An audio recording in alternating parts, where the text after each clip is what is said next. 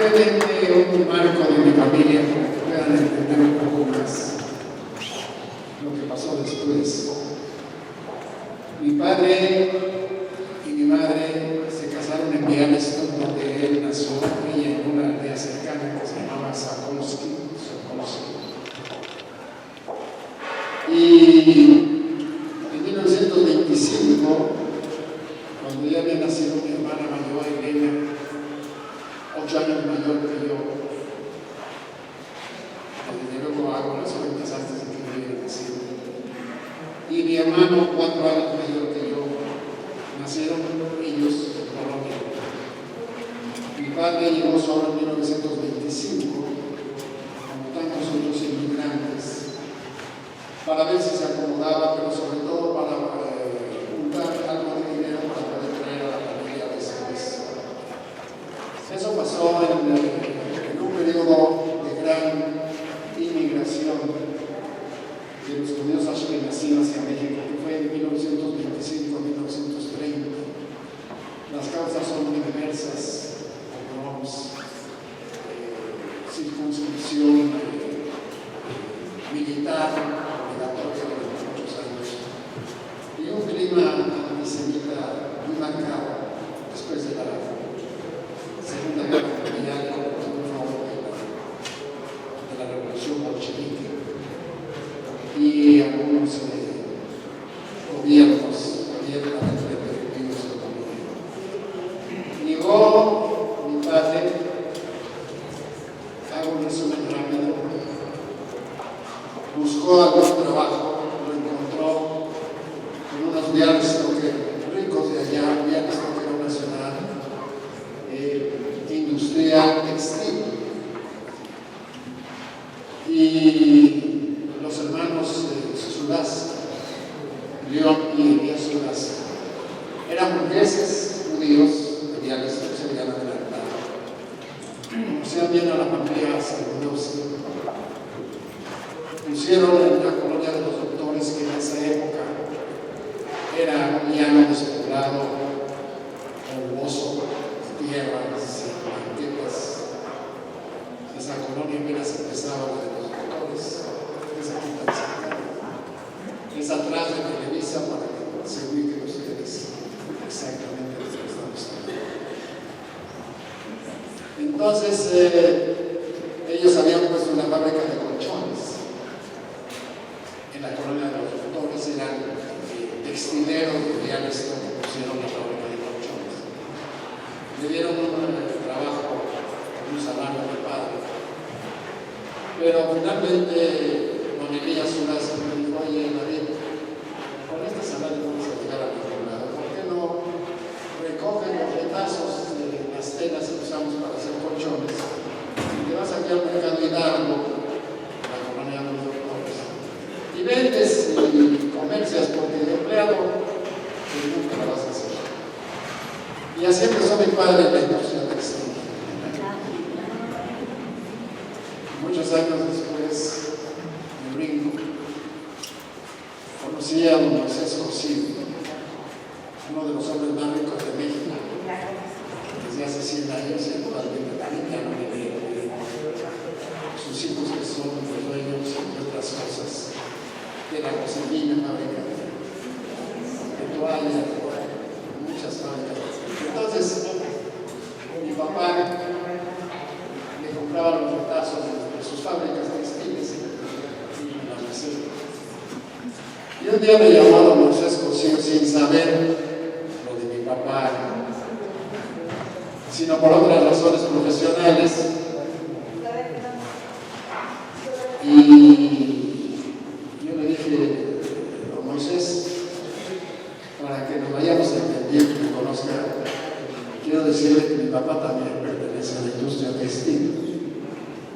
Usted es el dueño de las fábricas, mi papá se lleva los trapos, se los vende por kilo en la Merced,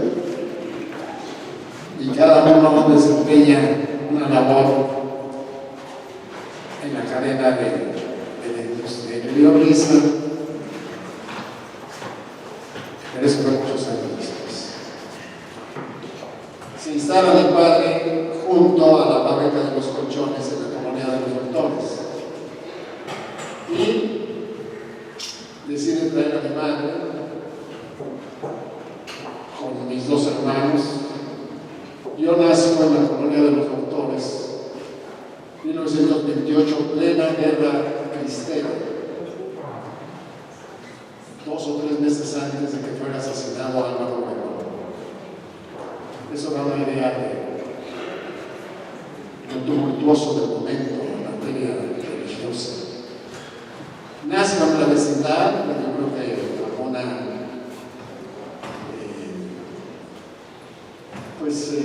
asistente de partera atiende a mi mamá, y unas monjas que estaban ocultas en la vecindad se acercan a la casa donde yo nací, dentro de la vecindad, a la vivienda, y de alguna manera se hacen entender, que se colocó un intérprete, que querían que bautizarme. Y primero pues mi papá y mi mamá no entendían bien de qué se trataba. Cuando entendieron, pues por poco se desmayan. Creo yo, aunque mi testigo no lo recuerdo. Y entonces convencen, muy agradecidos y con buenas maneras, a las monjitas de que no me iban a bautizar. Y lo último que las monjitas luego supe que dijeron es: este niño no se va a lograr. Hasta la fecha creo que tuvieron razón. Me salto cosas. En mi casa, con mi papá y mi mamá, siempre hablamos yiddish. Nunca se habló español. Siempre se habló yiddish. Pero nunca fui a ninguna escuela jesuita. Mi padre me inscribió en la escuela gratuita, laica y general, más cercana a la casa de la calle de San Jerónimo, en el centro histórico. Así que yo aprendí ya en el centro histórico, más cerca de la Merced, en el Fabio Hidalgo, en la colonia de los doctores. Allí aprendí a caminar, a hablar en español fuera de la casa. Mis padres murieron en el 78 y mi madre en el 87. Hasta el último momento solo pudimos hablar entre nosotros en yiddish. Pero fui una analfabeta yiddish porque nunca fui a ninguna escuela israelita, no sé leer ni escribir, pero puedo mantener una conversación en yiddish todavía. Aunque poco a poco vamos siendo los interlocutores de este bellísimo idioma cultivado a lo largo de 1000 años en Europa Central, que es el yiddish, y que fue otra de las víctimas del Holocausto. Bueno, me inscribieron en esa escuela. Fui un niño muy feliz. Éramos lo que podríamos llamar pobres, pero de eso me di cuenta después. Yo cuando era niño no me di cuenta de lo que era pobre y rico. Todos teníamos más o menos lo mismo. En la escuela no sentí ninguna discriminación de ninguna especie, por lo menos no por judío, sí por güero. No me bajaban de conejo. Me preguntaban si con ojos claros veía yo borrado.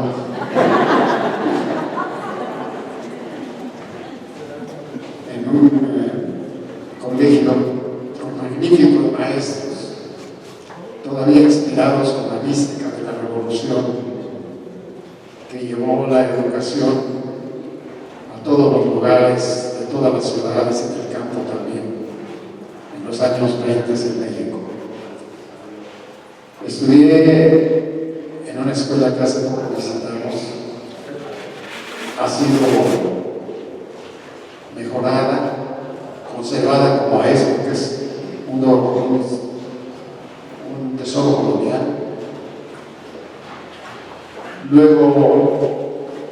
pasé a la secundaria número 1, que está en la calle de Regina todavía, 3 años.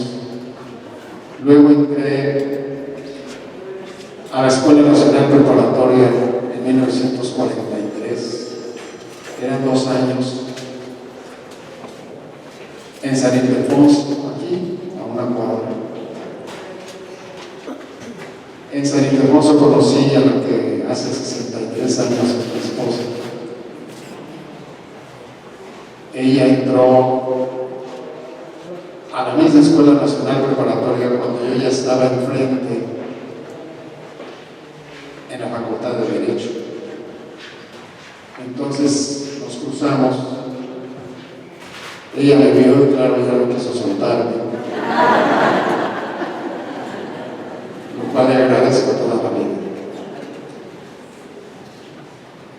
Y así nos conocimos. En una de esas vecindades tuve en un cuarto de azotea a un amigo que era corrector de pruebas en el periódico Nacional. Es una especialidad que la electrónica ha dejado allá afuera. Ya no existe el corrector de pruebas en los periódicos. Pero este hombre, que era un buen hombre, y tenía la confianza de mi papá y mi mamá, me llevaba al periódico El Nacional, que tampoco existe porque lo tiró el temblor de 85, que estaba pegado al Hotel Regis, por la Avenida Juárez y la calle de Doctor Mora.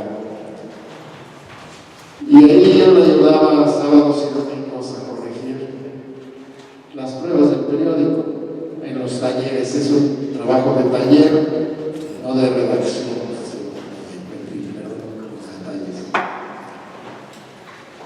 Y así me gustó el ambiente periodístico y también al mismo tiempo eran unos personajes como fantasmas siempre presentes en las casas, los locutores de radio. El radio era una especie de altarcito doméstico, todo el día estaba encendido.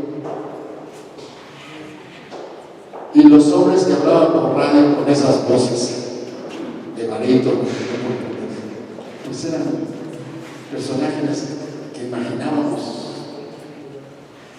como milagrosos. Y quería yo ser locutor de radio. Siendo estudiante de la prepa, presenté mi examen en la Secretaría de Comunicaciones y Obras Públicas. Y así obtuve mi permiso de locutor, cuya fecha es 3 de enero de 1945, es decir, el primer día hábil de 1945.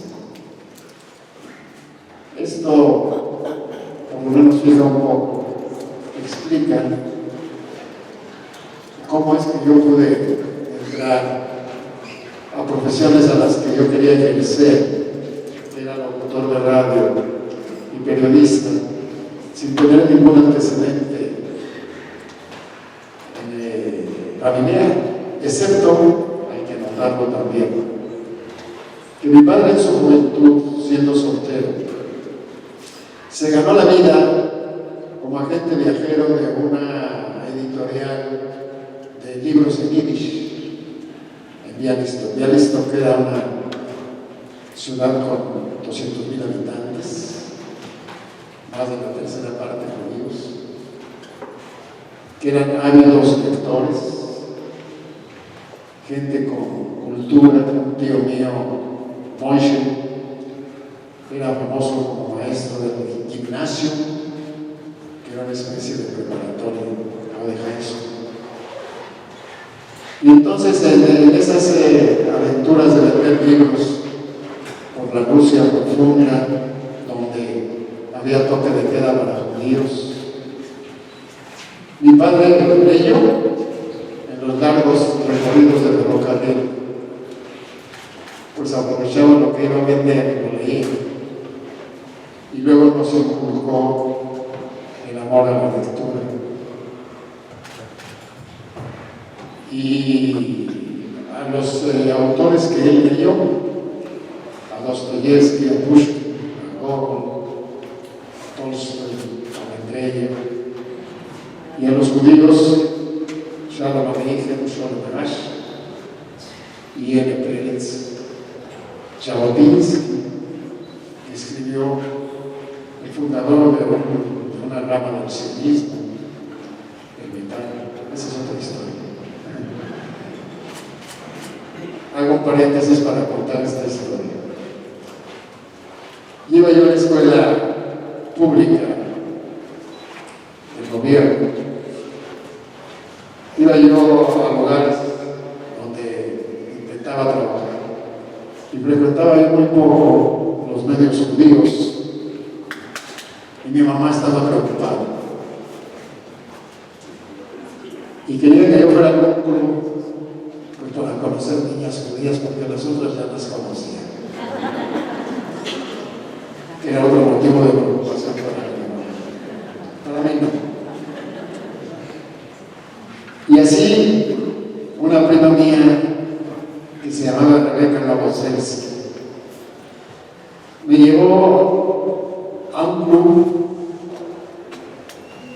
con el propósito de conocer niños de mi edad, judíos, hombres y mujeres. Pero resultó de otra manera porque se llamaba Betar Atzioni o Atzaní, Shomer Atzaní. Y era una club sionista, pero con ciertos toques de la parafernalia fascista. Se decía un hotel Jai cuando entraba a un saloncito aquí, justo cierra, en Donceles. Bueno, mi mamá se puso feliz, pero eso es otro triste. Y así nos fuimos desarrollando en la Merced. Ya nunca volví a salir de la Merced, hasta la fecha, no salí.